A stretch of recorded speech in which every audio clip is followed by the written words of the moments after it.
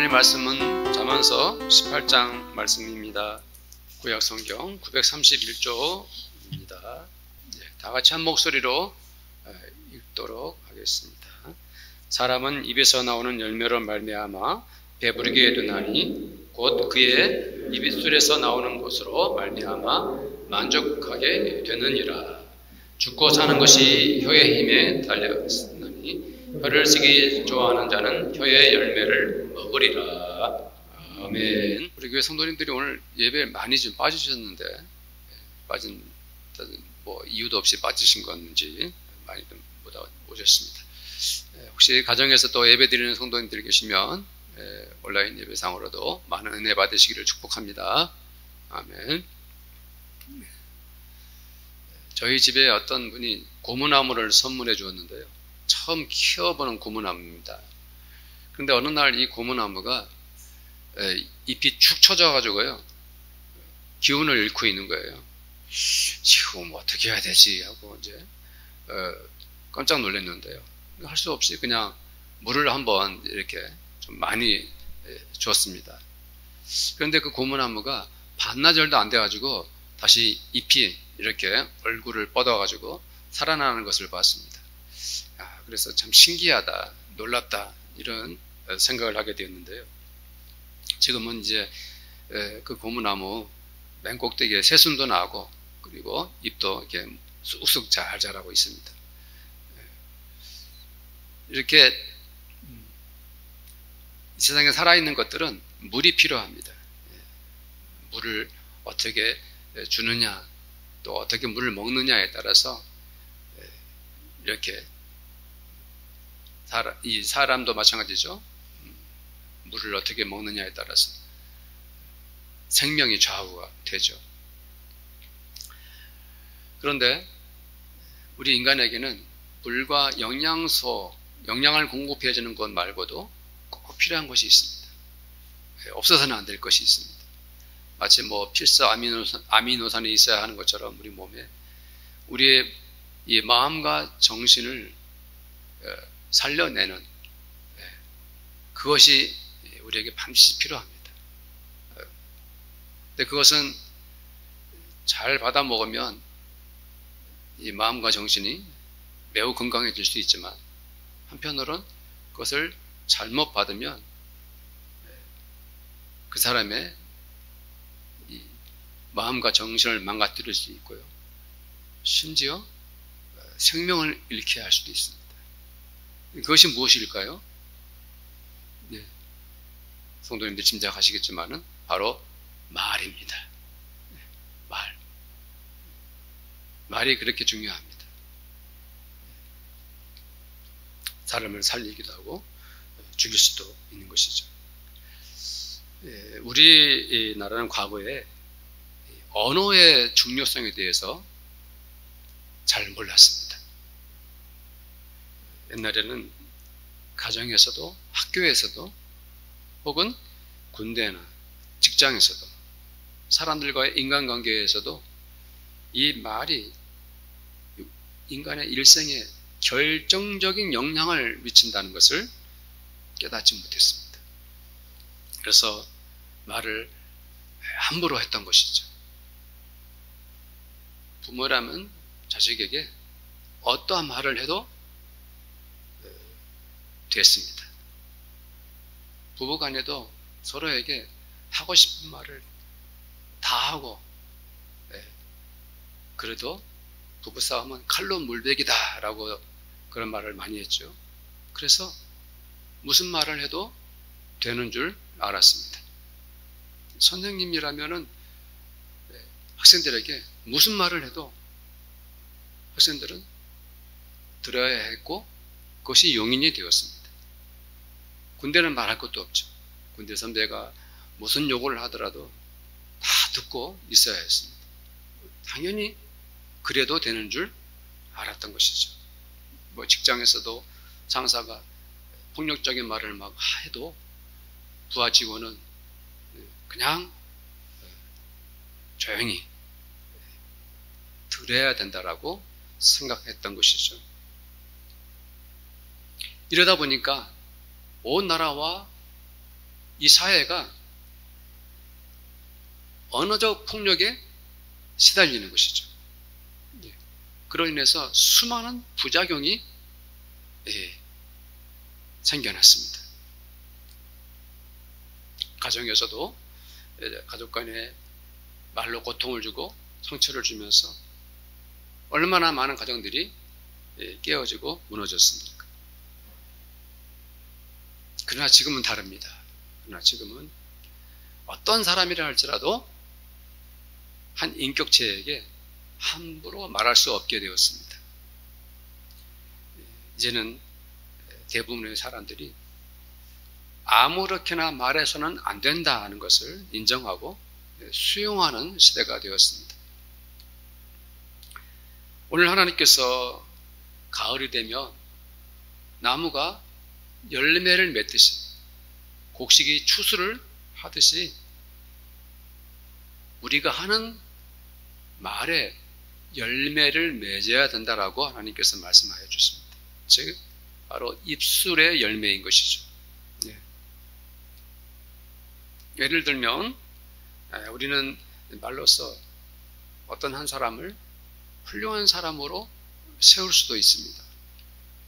제가 어렸을 때 초등학교 2학년, 3학년 아주 어릴 때 아닙니까?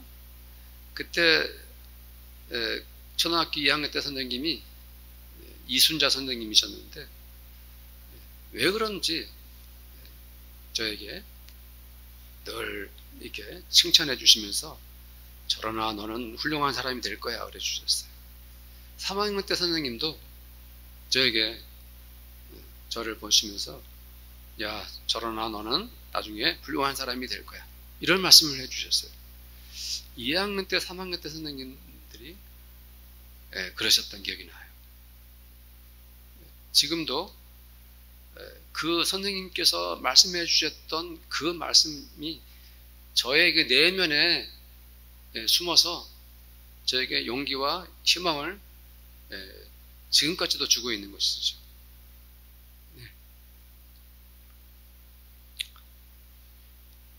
성도님들, 제가 자라면서 선생님들에게 야 너는 뭐가 되려고 그 모양이냐? 너 같은 바보 같은 놈은 이 세상에 아무도 없을 것 같아.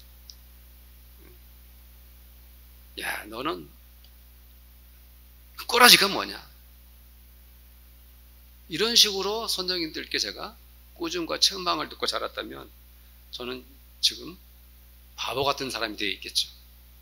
주눅이 들어가지고 맨날 눈치나 보는 그런 사람이 되어 있을 것입니다. 아마 성도님들 중에는 이런 질문을 할 것입니다. 사람들이 사는 세상에서 다른 중요한 것도 그렇게 많은데 과연 말이 그렇게 중요합니까? 라고 말이죠. 우리가 살아가는데 필요한 것들이 그렇게 많은데 말이 그렇게 중요합니까? 라고 질문할 수 있어요.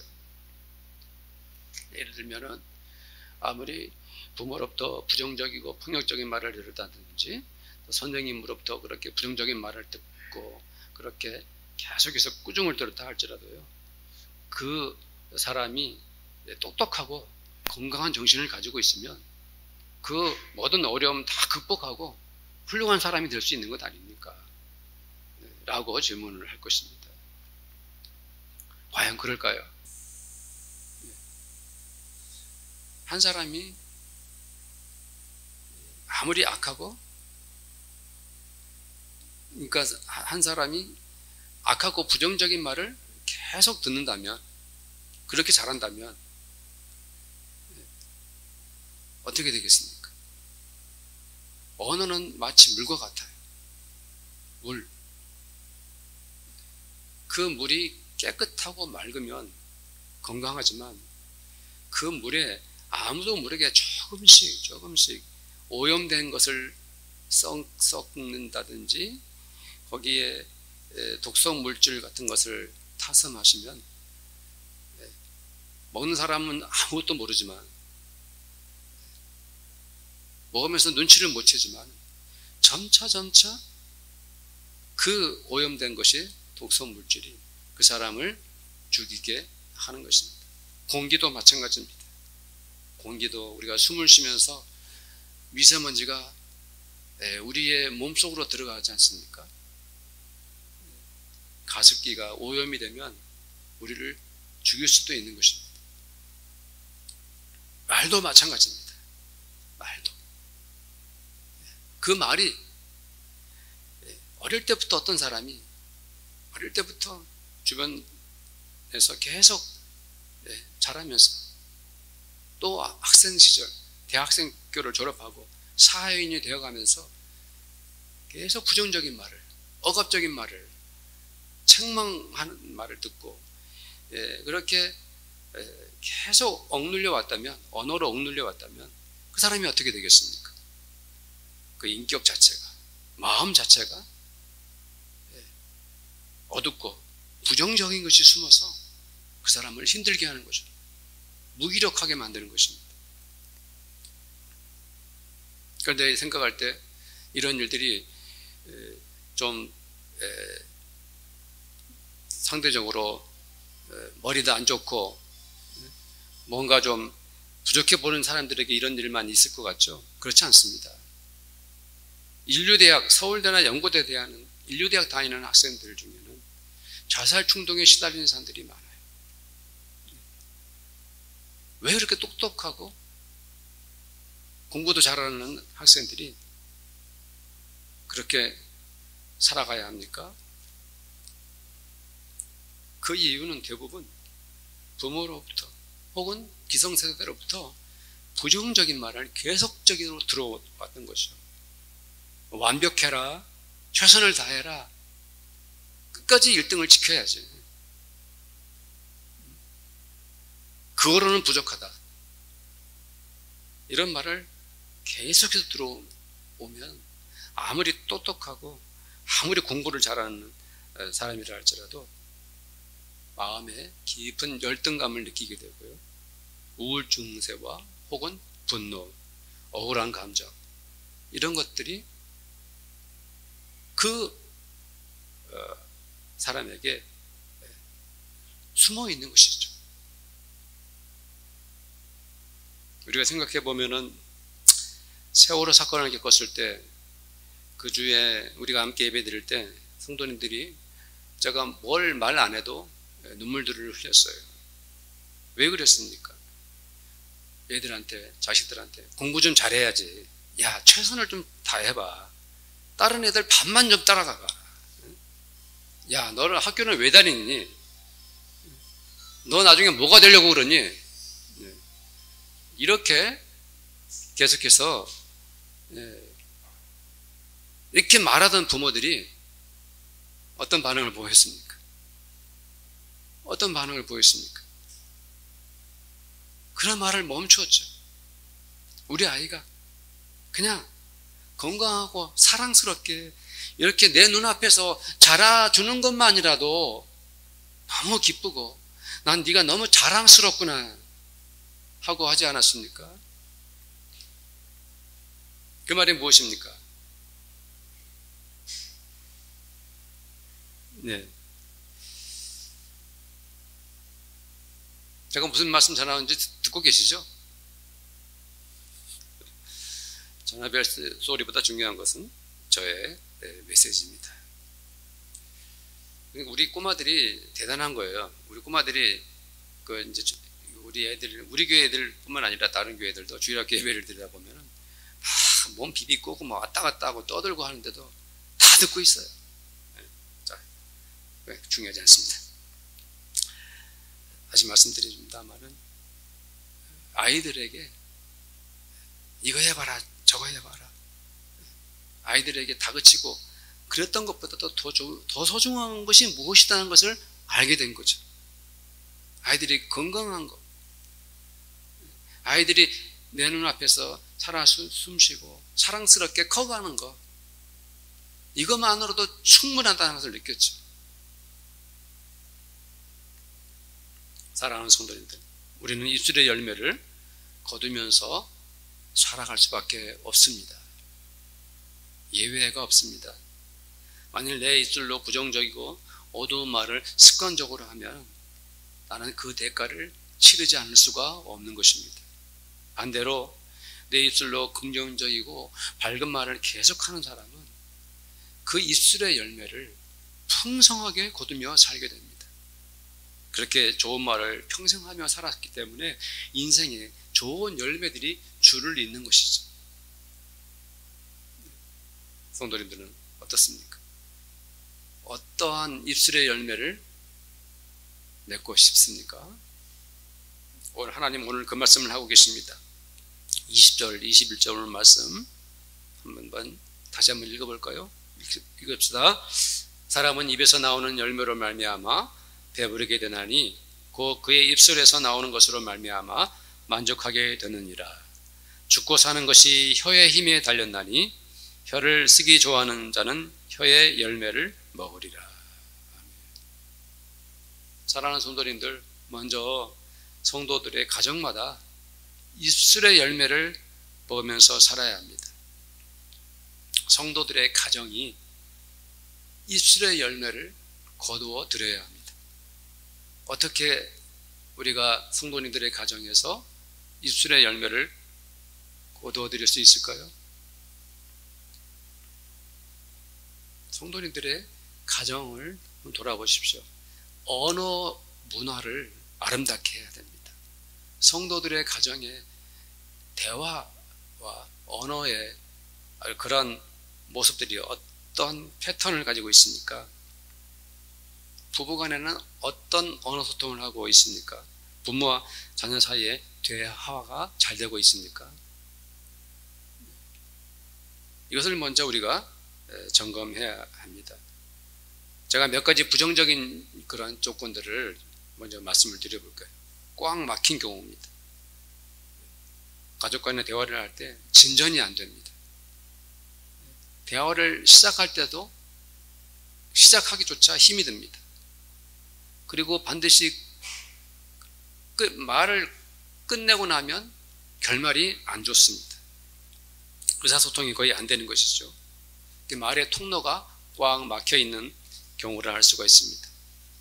그 다음에 또 무관심한 경우죠. 서로의 무관심한 상태에 있기 때문에 대화를 거의 실행조차 하지 않습니다. 오랜 세월 그냥 가족으로 살다 보니까 아침에 일어나고 밤에 자고 밥 먹고 그냥 한 가족으로서 살긴 살지만 대화에 관심이 없는 거예요. 하루하루 그냥 별일 없이 살아가는 것 같지만 대화의 필요성을 못 느끼고 살아가는 가정, 무관심한 경우입니다. 또는 신경질적인 경우가 있죠. 대화를 할 때마다 신경질이 먼저 나요. 화를 잘 냅니다. 그래서 대화를 하면 그냥 말소리가 높아집니다. 그리고 이런 케이스는 가족에 대한 원망이 많습니다. 자기 잘못은 안 보고 다른 가족들을 탓을 많이 하죠. 그리고 마지막으로 보면은 책망하고 꾸짖는 경우, 말이 대화가 아니라 일방적으로 위에서 아래로 꾸짖고 책망한 것에 익숙한 가정들입니다. 잘못을 지적하거나 실수에 대해서 엄격합니다. 때로는 심지어 폭력적인 언어를 퍼붓기도 합니다. 이런 경우들은 매우 부정적이고 또 이렇게 대화가 지속된다면 그 가족은 치유가 필요합니다. 사실은 그 가족이 힘들고 아파하고 있는 것이죠. 만약 이런 대화의 어떤 모습을 가지고 있다면은 성도님들 냉정하고 엄격하게 말해서 우리 가정은 어둡다, 그늘이 덮여 있다 라고 인정하셔야 합니다. 물론 이런 것이 없다면 좋은 일이죠. 성도님들, 우리는 하나님의 자녀들입니다. 그리고 성도들의 가정은 하나님을 믿는 가족들입니다. 그렇죠? 신앙의 가정은 입술의 열매로 살아야 합니다.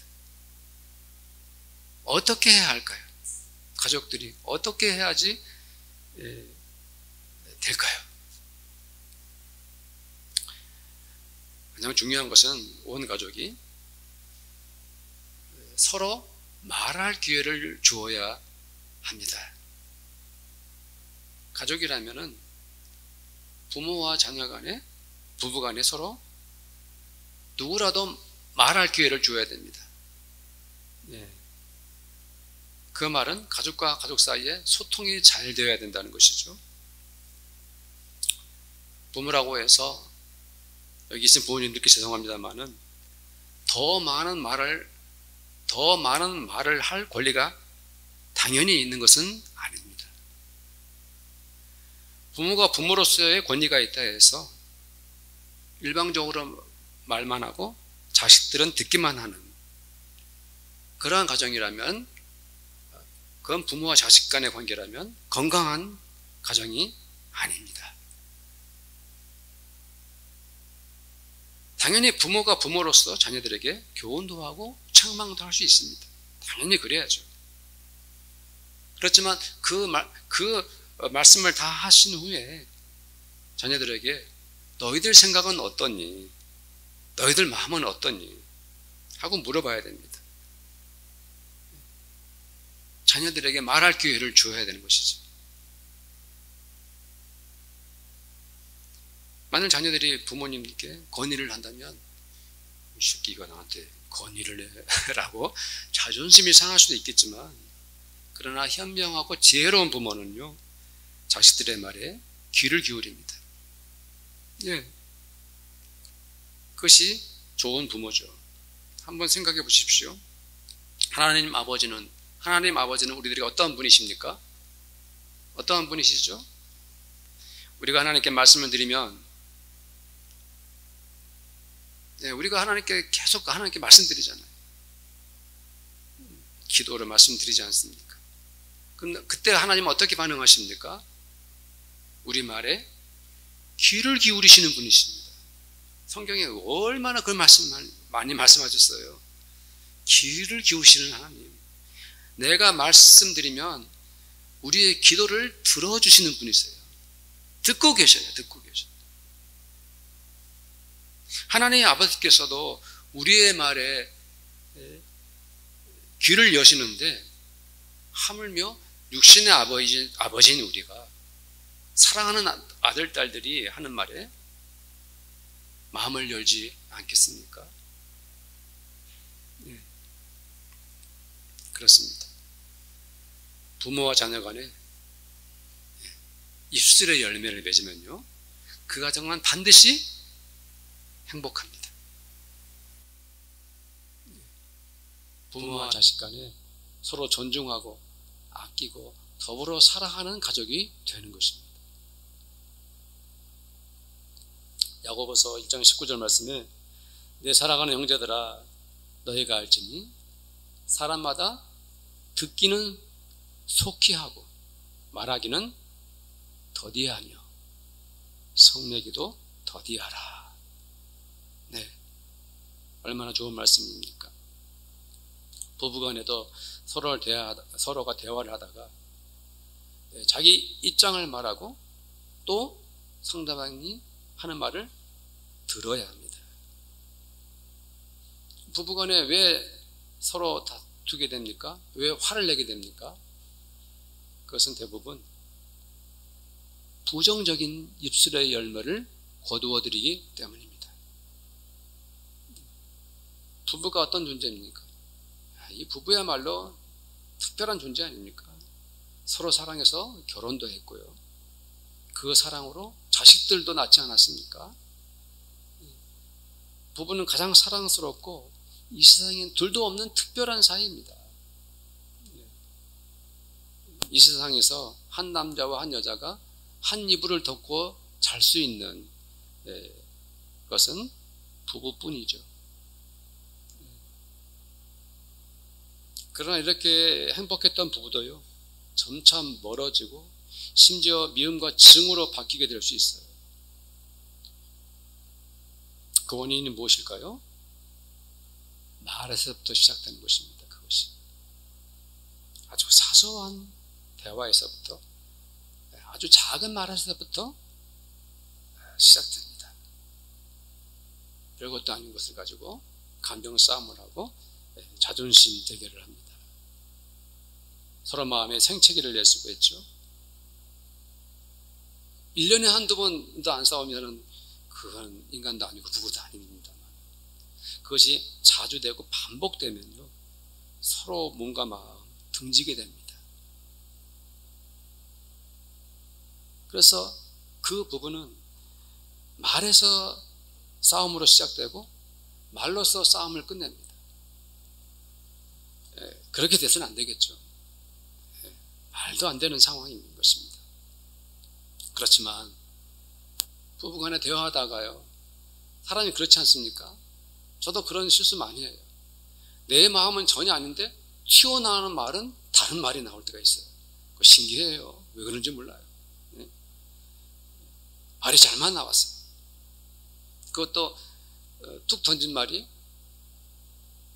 상대방에게 충격과 아픔을 주는 말이 됐어요. 진짜 말실수를 한 거예요. 내가 잘못을 했어요. 어떻게 해야 됩니까? 그런 상황이라면 즉시 사과를 해야 되죠. 또 남자들은 사과를 하기 힘들어하니까 이거를 사과가 안 돼가지고 부끄러우니까 더 화를 낼 수도 있는데요, 그러면 안 됩니다. 빨리 즉시 사과를 해야 됩니다. 물론 자매들도 마찬가지입니다. 여자분들도 마찬가지입니다. 에베소서 4장 26절 27절 말씀이죠. 분을 내어도 죄를 짓지 말라 그랬어요. 그 말이 무엇입니까? 사람이 누가 화를 안 내겠습니까? 왜 분이 안 나겠습니까? 죄를 짓지 말라는 것은 뭡니까? 언어로 그거를, 분을, 상대방에게 상처를 주지 말라 그랬어요. 그 말이에요. 화를 내어도, 화가 나도, 분이 나도 죄는 짓지 말아야 돼요. 그리고 말씀했죠. 해가 지도록 분을 품지 말아라. 하루를 넘기면 안 됩니다. 며칠씩 냉전 전쟁하고, 며칠씩 등지고, 며칠씩 서로 고집을 피우고, 그러지 마십시오. 정말 훌륭한 부부는 잘 질 줄 아는 사람인 것입니다. 자기가 지면 상대방 마음도 풀어주고요, 서로가 다시 존중하고 서로 사랑하게 되는 것입니다. 그것을 훈련해야 되는 것입니다. 마귀에게 틈을 주지 말라 그랬어요. 심지어 마귀가 우리를 시험에 빠뜨리고요, 서로 사랑하고 정말 서로 좋은 관계인데 그런 사소한 실수들이 겹치고 겹쳐가지고 상처가 깊어지고 심지어 마귀에게 시험 당하는 틈을 줄 수도 있습니다. 특별히 우리 부부는 상대방의 약점을, 혹은 상대방의 가족의 약점을 말해서는 안 됩니다. 부부싸움 할 때 당신 집안 사람들은 다 똑같더라, 뭐 이런, 당신 집에서 배운 게 그것밖에 안 되느냐, 뭐 이런 말들.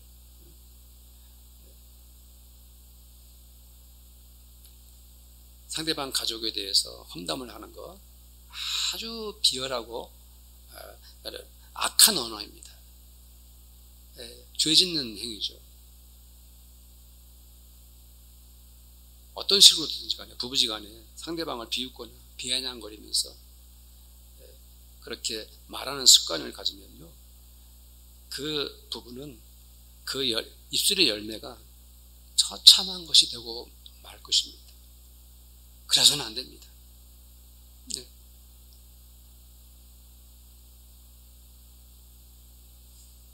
만약 상대방의 약점이 보이거나 또 그 상대방 배우자의 가족에 부족한 부분이 보여서 화가 난다면, 내가 화가 난다면 그 약점을 불쌍히 여기고 긍휼히 볼 수 있어야 합니다. 그 사람의 약점이 왜 존재하는지 압니까? 그 약점은 끄집어내서 욕을 보이고 수치심을 주려고 하려고 있는 것이 아니라 그것을 함께 이겨내고 극복하기 위해서 그 약점이 있는 거예요. 예를 들어 부부 중에 한 사람이 어렸을 때 소아마비를 앓았다면 서로 부부가 돼서 살아가면서 매일 배우자에게 몸을 비웃거나 비난할 사람이 어디 있습니까? 그 꼬라지를 봐라, 맨날 저 모양이네 라고 그 몸을 비웃을 그런 배우자는 아무도 없어요. 아무도 없습니다. 오히려 힘들지? 고생했어. 내가 부추겨 줄게. 이렇게 하면서 그 아픈 몸을 품어주고 받아주죠. 그러려고 결혼했으니까. 몸이 약해도 그렇게 돌보고 보호해주고 이해해주고 아껴주고 사랑하면서 하물며 몸이 아니라 마음이 약해서 힘들고 어려운 사람을 계속 추궁하고 꾸짖고 비아냥거린다는 것은 말도 안 되는 것입니다. 상대방의 부족한 점이 보이면 그것을 꼬집거나 더욱 아프게 후벼파는 것이 아니라 이해하고 불쌍히 여기는 과정이 필요합니다. 그 사람이 약하면 약할수록 오히려 품어주고 안아주어야 하는 것이죠. 그것이 바로 입술의 열매입니다. 어떻게 해야 됩니까? 그 출발점이 무엇입니까? 바로 말로써 하는 것입니다. 말로써 하는 것입니다. 우리는 말로써 위로하고 격려하고 용기를 주어야 합니다.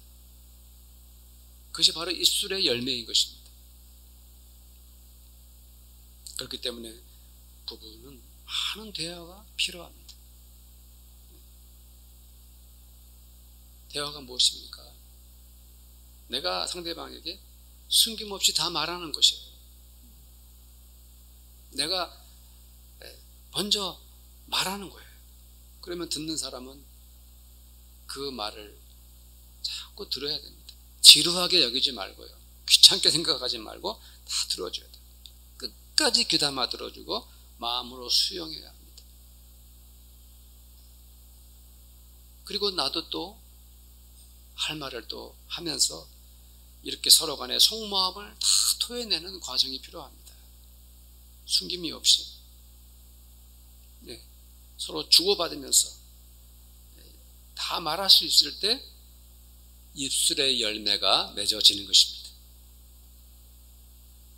입술의 열매가 맺어지는 거예요. 좋은 일이 생기는 거예요. 부부가 사랑하게 되는 거예요. 그렇게 해서 부부는 한 마음이 되고 한 몸이 되는 것입니다. 잠언서 23장 16절 말씀에 만일 내 입술이 정직을 말하면 내 속이 유쾌하리라. 이렇게 가족 간의 입술의 열매가 풍성하게 열리게 되기를 저는 축원드립니다. 성도님들의 가정이 그렇게 입술의 열매가 풍성하면 반드시 행복한 가정이 됩니다. 그리고 우리 교회가 입술의 열매가 풍성하게 맺히기를 바랍니다. 나는 교회를 찾아다니는 분들이 완벽한 교회를 찾아다니는 사람들을 보면 이해가 안 갑니다. 교회가 어떻게 완벽합니까? 교회는 다양한 사람들이 모이는 공동체입니다. 고향도 다르고 자기가 살아온 인생 배경도 다릅니다. 말투도 다르고 성격도 다르고 생각하는 것도 다르고 정치적 성향도 다 각자 다르고 많은 것들이 다를 수밖에 없습니다. 그 많은 성도들 사이에서 교회도 입술의 열매를 맺어야 합니다. 성도들을 만나면 얼굴로 친절하게 웃고 사랑스럽게 말하십시오. 사랑스럽게.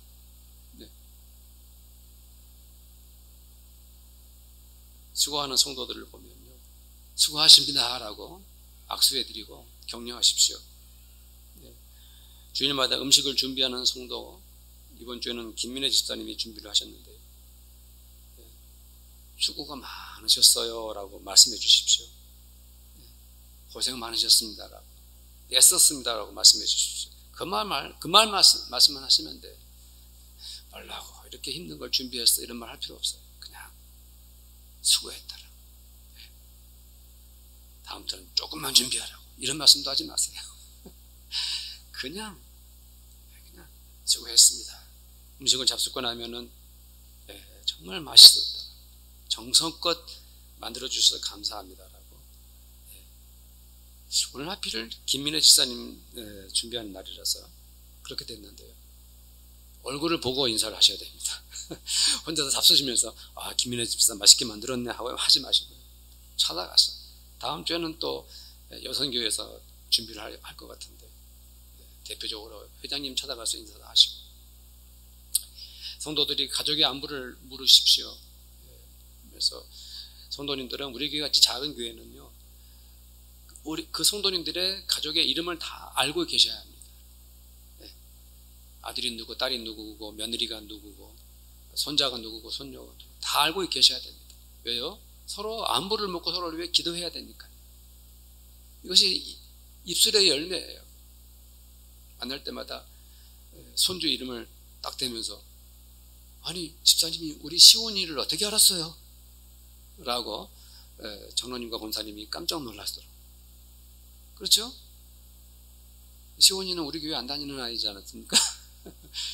그런 우리들의 입술의 열매는 마음에서 시작됩니다. 서로 알고 관심을 갖는 것이죠. 우리 교회가 이렇게 예배 후에 식사를 하고 나서 말씀 나눔을 하는데요, 그 말씀 나눔도 우리 언어로 하는 것 아닙니까? 가능한 내 말은 짧게 하고 다른 성도들이 무슨 말씀을 하는지 잘 들려보고 하는 거 좋죠. 다들 들으려고 아무도 말을 안 하면 안 되니까 말씀도 잘 하셔야 되고, 또 귀담아 듣기도 하고, 또 말씀하시는 걸 듣고 이렇게 수긍도 하시고 끄덕여 주시고, 이렇게 하면서 말씀 나눔도 입술의 열매로 은혜가 넘쳐나기를 축복합니다. 잠언서 20장 15절 말씀인데요, 세상에 금도 있고 진주도 많거니와 지혜로운 입술이 더욱 귀한 법이니라.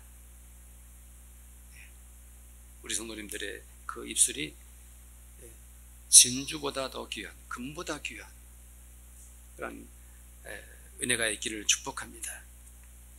저는 이사야서 6장 5절 7절 말씀을 전하며 말씀을 마무리하겠습니다.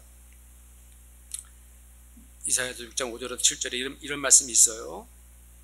그때 내가 말하되 화로다 나여 망하게 되었도다. 나는 입술이 부정한 사람이요, 나는 입술이 부정한 백성 중에 거주하면서 만군의 여호와이신 왕을 배웠음이라. 그때 그 스랍 중에 하나가 천사입니다. 부젓가락으로 제단에서 집은 바 핀 숯을 손에 가지고 내게로 날아와서 그것을 내 입술에 대며 이르되, 보라 이것이 내 입에 닿았으니 내 악이 제하여졌고 내 죄가 사하여졌느니라 하고 말씀해 주셨어요. 사랑하는 성도님들, 우리 입술은 부정하기 짝이 없습니다. 우리 입술 그 자체는 부정하고 더러워요. 그러나 우리의 추한 우리의 입술을 하나님의 말씀으로 정결케 되기를 축복합니다. 우리들의 악한 입술을 성령의 숯불로 태워 성결케 하기를 축복합니다. 성도님들의 입술의 열매로 인해서 가정이 복을 받고 우리 교회가 사랑으로 하나 되기를 간절히 소원합니다. 우리 말씀을 기억하면서 함께 기도하기를 원합니다. 입술의 열매를 맺게 하소서라고 함께 한번 기도하도록 하겠습니다. 하나님 아버지 감사합니다. 주님, 참으로 오늘 말씀을 들으니 오 주여 우리에게 은혜를 베풀어 주시옵소서. 우리의 입술이 부정하고 때로는 나의 언어가 악하고 내 말이 어긋나 있습니다. 부디 우리를 불쌍히 여기시고 긍휼히 여겨주셔서